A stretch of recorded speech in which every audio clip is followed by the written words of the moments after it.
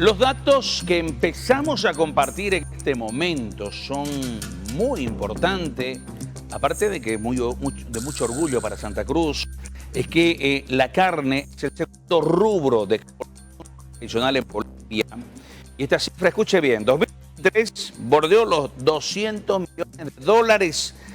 En el 2005, de tan solo 2.100.000, millones, la apertura de mercados ha sido clave. Para entender mejor lo que está pasando con este rubro, voy a saludar al licenciado Gary Rodríguez, gerente del Instituto Boliviano de Comercio Exterior, que ya está con nosotros. Qué lujo que tenemos esta mañana.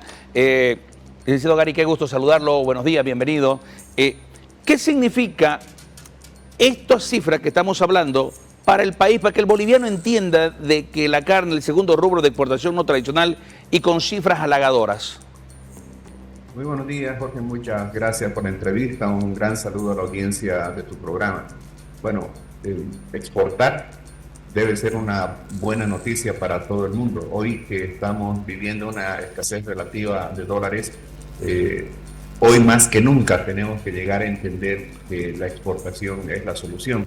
Hemos dicho tantas veces que país que exporta crece más, país que exporta produce por encima de sus necesidades, país que exporta genera más empleo, país que exporta lo está haciendo como una consecuencia de una inversión previa, una sobreproducción, pero además de mejoras tecnológicas y del estado del arte, como se dice, para poder ser competitivo a nivel internacional.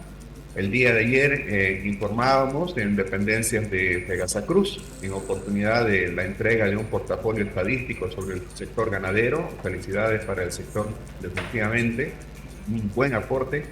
Que la estadística oficial del INE da cuenta que el año pasado, como bien decía usted, las exportaciones de carne bovina, sumadas a los derivados, como son las hamburguesas, son los despojos comestibles, han bordeado prácticamente los 200 millones de dólares. Eso ha significado un crecimiento desde el año 2005 hasta el año pasado de casi 10.000% en términos de valor y de 3.900 en términos de volumen. ¿Esto qué implica?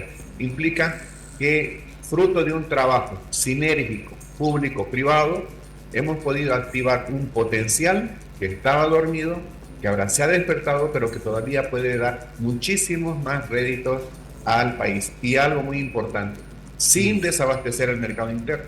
O sea, lo que estamos vendiendo son excedentes sobre la base de la garantía del abastecimiento del mercado interno en primera instancia.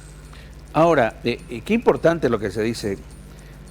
Hay por una necesidad de que el país necesitaba dólares, se levantan algunas restricciones para que haya exportación en volúmenes importantes. Y uno se plantea y dice, ¿y esto por qué no se hizo siempre? Claro, esa es la gran pregunta, ¿no? Hay una canción antiquísima que se llama Si lo hubieras hecho. Si lo hubieras hecho antes de partir. Bueno, si hubiéramos hecho bien las cosas, Jorge, hoy día tendríamos un país distinto. Mire, en el año 2005, usted recordaba, vendíamos apenas 1.000 toneladas de carne y derivados y apenas 2 millones de dólares. El año 2019 se abre el mercado de la China, que es el que absorbe hoy día el 80% de las ventas de carne, y un solo país está significando pues exportaciones de manera inédita. Entonces, sumemos a eso las posibilidades que se están por dar ahora con Chile, con Japón. Ya se han hecho intentos exitosos, ¿no?, de venta a otros países como Vietnam, Gabón, etcétera, amén de los mercados andinos como Perú o el Ecuador. El cielo es el límite. O sea, si pudiéramos los actores del desarrollo, los empresarios, los productores, los exportadores, tener el apoyo del sector público, esto que estamos viendo en el caso de la carne se podría repetir en muchísimos otros rubros y el país pudiera cambiar y cambiar de una forma sostenida, de una forma sostenible, con un crecimiento enfocado en un mercado que prácticamente es ilimitado. Pero para eso debemos compartir, ¿no es cierto?, la visión primero y luego ponernos la misión de ser más productivos, ser más competitivos, y para ello, sobre la base de las seguridades que necesita el sector que arriesga por el país, hacer este trabajo conjunto del gobierno, abriendo mercados y dando las condiciones mínimas necesarias al sector productivo para que haga lo que quiere, lo que sabe, lo que puede hacer, que es invertir, producir y exportar. Hay un componente acá que siempre se usó como argumento para no permitir una exportación de volúmenes grandes, asegurar el mercado interno. ¿Cuán vulnerable es esto o no realmente? A ver, el sector empresarial es cuidadoso del mercado interno. Su primer mercado es el mercado nacional. Y quien tiene la mayor preocupación de que no se desabastezca es el productor boliviano.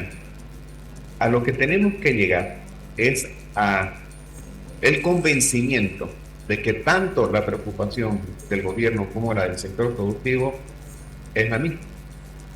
Si nosotros compartimos además una preocupación superior que tiene que ver con el combate a la pobreza y nos ponemos de acuerdo que la forma de combatir la pobreza es generar empleo digno, empleo sostenible en el tiempo, a partir de la inversión privada. Entonces, con toda seguridad, si el gobierno da la seguridad jurídica, ¿no? Por ejemplo, que no haya avasallamientos a los predios productivos, a la inversión en el agro, en la ganadería, que no haya abigeato, que se acaben los bloqueos, con toda seguridad que el volumen de inversión y de producción va a crecer de tal manera que va a más que sobreabastecer el mercado interno. Esa es la forma como deberíamos resolver este intríngulis de el huevo o la gallina, porque es evidente, los gobiernos se preocupan de que no haya inflación, y la inflación no va a haber cuando haya sobreproducción. Cuando hay sobreproducción, los precios muy bien tienden a caer. Entonces, la consigna aquí, y mucho más ahora, cuando hay una escasez relativa de dólares, debería ser que nos pongamos de acuerdo, el sector público y el sector privado, para romper, ¿no?, con ese divorcio que hubo durante tantísimos años y apostar por la tecnología, apostar por la apertura de mercado, apostar por un trabajo mancomunado público-privado, y la consecuencia de eso, ahí sí, va a ser el pleno abastecimiento del mercado interno y sobreproducción para la exportación. Nosotros, porque deberíamos tratar de llegar a esta situación del sector oleaginoso, donde el 80% de la producción se exporta, porque un 20%, o sea, producimos tanto, pero tanto de soya y sus derivados, que un 20%, la quinta parte, nos es suficiente para abastecer el mercado interno. Lo mismo podemos hacer en el caso de la carne, en el caso de otros productos, si es que se le dan las condiciones al sector productivo, reitero. Qué bueno, qué buenas noticias esas, ¿no? Se viene para nosotros. Mucho se hablaba, para ir concluyendo, Gary, de que solo Santa Cruz tiene la capacidad de alimentar a más de 50 millones de personas con todos los derivados y la capacidad productiva que hay. O sea, estamos hablando de que hay una capacidad importante de ingresos para el país en caso de una liberación importante de exportaciones. Mire, yo le puedo decir de que no solamente Santa Cruz, hablamos de la quinoa, ¿no? Ya. Pero el interior, el altiplano, sabemos que tiene otros superalimentos, como por ejemplo el tarwi, la kiwicha, la cañagua, pero que no se los explota, porque no tienen una orientación comercial. Cada departamento tiene sus vocaciones productivas. El Beni, por ejemplo, ¿no? ¿Por qué no la producción de grano? ¿Por qué no una ganadería altamente tecnificada? Tarija con sus vinos, castaña en el Beni, en Pando, ¿por qué no industrializar el norte de La Paz, etcétera? Cada departamento tiene potencial. Y voy a darle un dato más, ahora que nos estamos alegrando de que con mucho esfuerzo, ¿no es cierto?, el sector ganadero ha exportado casi 200 millones de dólares el año pasado entre carne y derivados. Si a eso le sumamos lo que es la exportación de leche, la exportación de cuero, este sector está contribuyendo con algo así como 250 millones de dólares. Cuando decimos de que la carne se ha encaramado como el segundo producto de mayor importancia dentro de las exportaciones no tradicionales, es cierto, pero nosotros deberíamos tratar de que otros productos que están por debajo también aspiren a crecer mucho más. Y aquí le voy a dar una comparación para estimularnos un poco en cuanto a la eliminación y a lo que se debe hacer. Paraguay, que es un país un poco más grande que Santa Cruz, que tiene un hato ganadero de 14 millones de cabezas. Nosotros como país tenemos 11 millones y medio de hato ganadero. Paraguay, el año 2022, estaba exportando más de 300.000 toneladas de carne por 1.700 millones de dólares. ¡Oh! Y nosotros nos estamos alegrando de que el año pasado, con mucho esfuerzo, hemos llegado a exportar casi 200 millones. Entonces, si Paraguay lo hace, que es un país tan pequeño, que es un país tan parecido a nuestra geografía como Santa Cruz, como Beni, Pando, ¿por qué no podríamos hacerlo nosotros y mucho más? Cuando hay un mercado internacional que es voraz, cada día se incorporan millones de personas que necesitan alimentarse. Y Bolivia, no voy a decir solo Santa Cruz, Bolivia, con cada uno de los departamentos, tiene vocaciones productivas en función de la alimentación que se pueden activar y, por supuesto, para beneficio de todos. Qué lindo diálogo, Gary, de verdad. Qué cifras más importantes. Nos deja un desafío terrible.